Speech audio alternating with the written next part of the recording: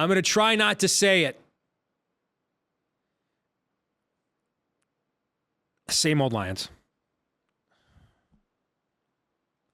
Man, I was starting to believe, too. I want to believe. I do.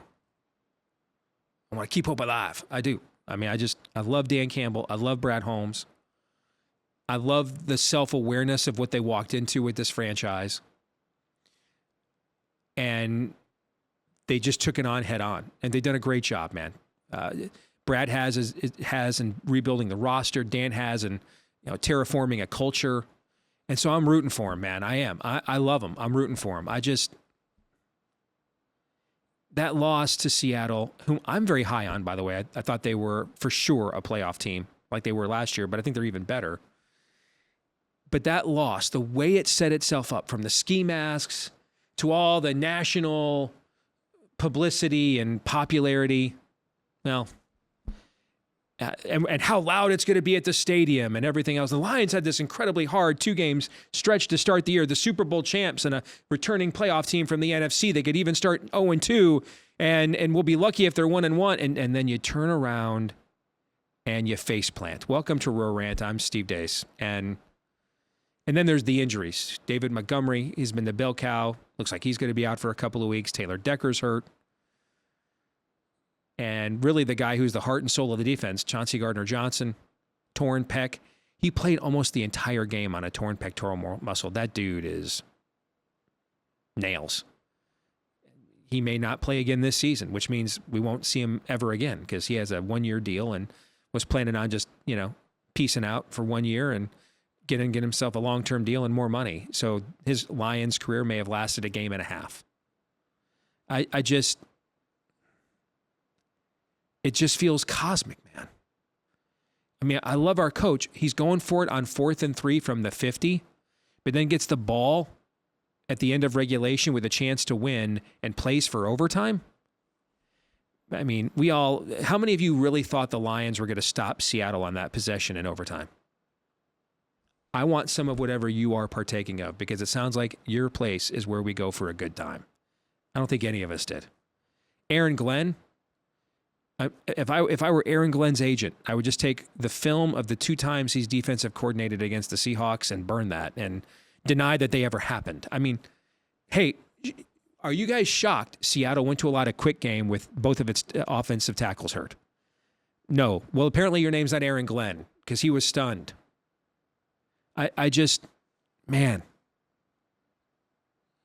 the fan base of this team deserves better. And you have Jerry Jacobs. God bless him, man. I know he means well, but coming out telling the fans, don't abandon us, man. We got this. Dude, we got you on 3rd and 6 in the red zone, giving Tyler Lockett a 75-yard cushion. Can you not do that for us, please?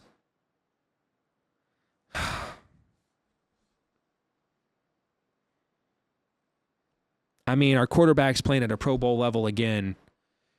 And it feels like if the poor guy makes one mistake, then we're toast. I don't know, man. The teams we just played are arguably the 2 best teams on our schedule. We have Baltimore later in the year. Maybe they'll rank up there. But at the very least, the 2 teams we open the season with are 2 of the 3 best teams on our schedule. And we got a split.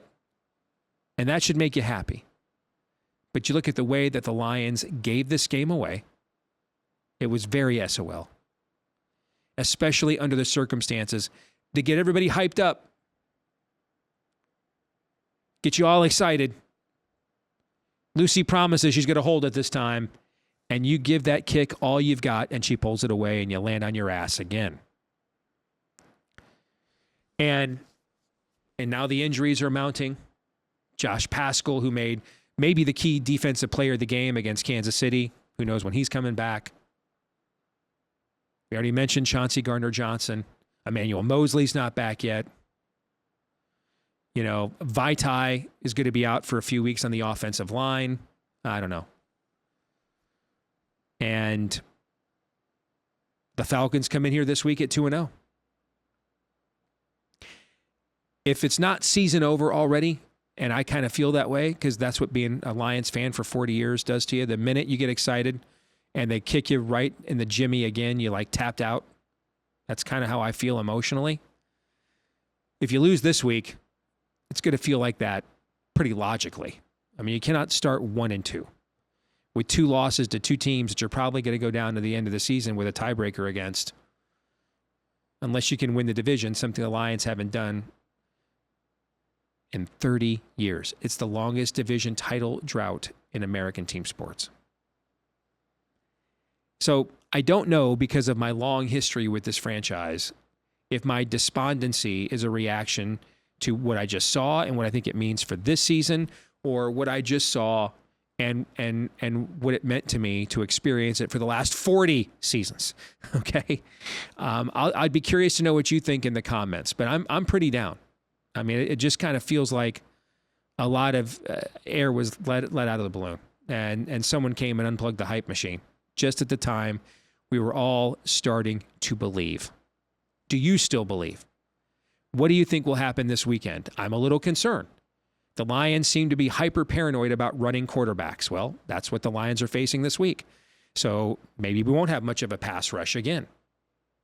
Now, Desmond Ritter's not as good of a quarterback as Geno Smith has been the last 2 years for Seattle, and he certainly doesn't have the weapons that Geno has with that receiving core and Kenneth Walker in the backfield. But, you know, they still have Bijan Robinson there, Drake London. Those guys are the last 2 first-round draft picks.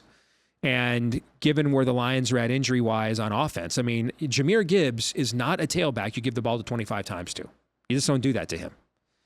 And so we're going to see committee again. Bam Knight coming off the practice squad. He was really good for the Jets down the stretch last year, by the way. Craig Reynolds, they're going to have to be the between the tackles guys that David Montgomery has been so far and has looked very good the first 2 weeks doing it. Definitely an upgrade over Jamal Williams, but